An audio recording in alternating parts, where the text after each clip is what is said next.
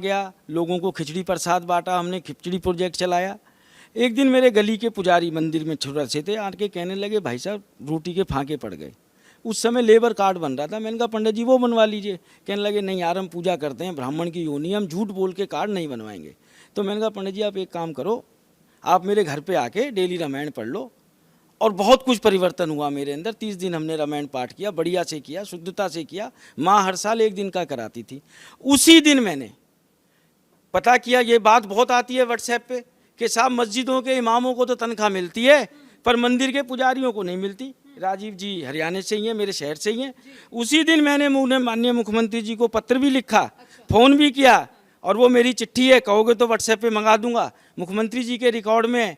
मैंने कहा जी जैसे वक्फ बोर्ड की जो मस्जिद हैं उनके इमामों को तनख्वाह मिलती है, हरियाणा की बात कर रहे हैं ना आप? उसी तर्ज पे हरियाणा में जितने मंदिर हैं उनके पुजारियों को तनख्वाह दी जाए, बाकी जो मस्जिद हैं उनके इमामों को तनख्वाह दी जाए, गुरुद्वारे में ग्रंथियों को दी जाए, और चर्च के अंदर पादरियों को। तो जवाब क्या मिला? कोई जवाब नहीं मिला जी। और भी नहीं मिला? नहीं जी। और उसके बाद मैंने उसमें एक चीज और लिखी थी कि कम से कम कोरोना काल के अंदर मंदिर, मस्जिद, गुरुद्वारे, चर्च, इनका जो बिजली का बिल है इनसे कॉमर्शियल रेट पे ना लिया जाए, डोमेस्टिक रेट पे लिया जाए। आज मैडम जी सिर्फ बात पता क्या हो रही है, ये करें तो रासलीला, हम करें तो करेक्टर ढीला।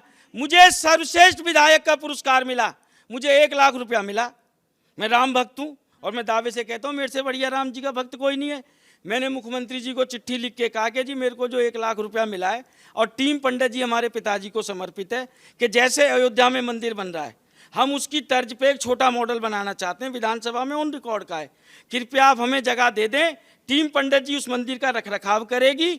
और मुझे विधानसभा में कई बार ऐसा होता है, चाहे मेरे दल के लोग हों, चाहे भाजपा के हों, चाहे जजपा के हों, चाहे निर्दलीय हों, राम जी के बारे में जानकारी नहीं है, कुछ भी बोल देंगे। मैंने कहा मुझे राम कथा करने की आज्ञा दी जाए विधानसभा में, कि कम से कम राम जी का जो नाम ले इज्जत से ले, अदब से ले, जो हमारे संस्कार हैं उनके हिसाब से ले। मैडम जी मैं एक बात जानता हूँ, मेरी रामचरितमानस में ना ये नहीं लिखा आपदा को अवसर बनाइए।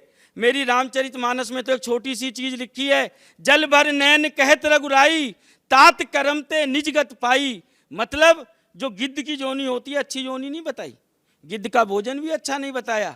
पर जब सीता माँ का अपहरण होता है, वही जटायु जी आते हैं, जटायु जी अपने प्राण न्यौछावर कर देते हैं, और प्राण न्यौछावर करने के बाद वो किस संगति में जाते हैं, गिद्ध नहीं रहते, जटायु भगवान हो जाते हैं। हमारी कथनी और करनी तो ये होनी चाहिए।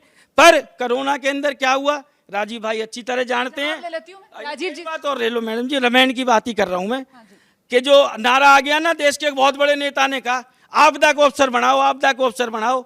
कभी भी आपदा अवसर नहीं होती, आपदा अवसर होती है गिद्ध के लिए, चोर के लिए, लुटेरों के लिए, आम जनता के लिए नहीं होती। गरीब ने तो आपदा को अवसर नहीं बनाया।